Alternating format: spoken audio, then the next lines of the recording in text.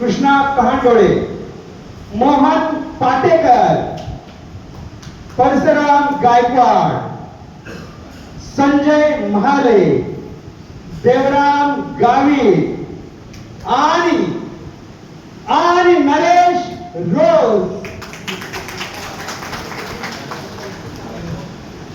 या सर्व मित्रमंडळींचं स्वागत सादर करणार आहेत गौरी नाच.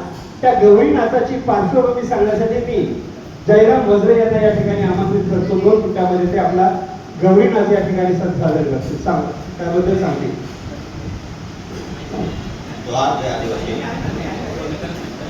आता आपल्या समोर सादर होत आहे नृत्य गौरी नृत्य. हे गौरी नृत्य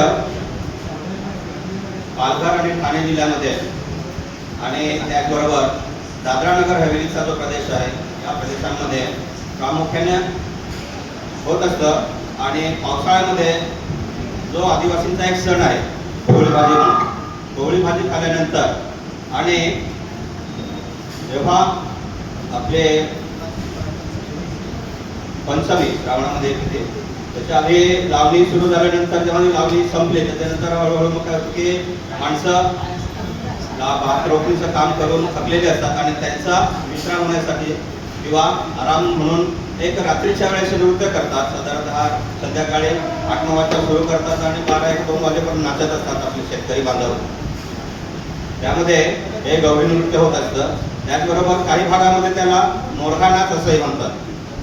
तर हे नृत्य आता आपल्या समोर सादर करत आहोत.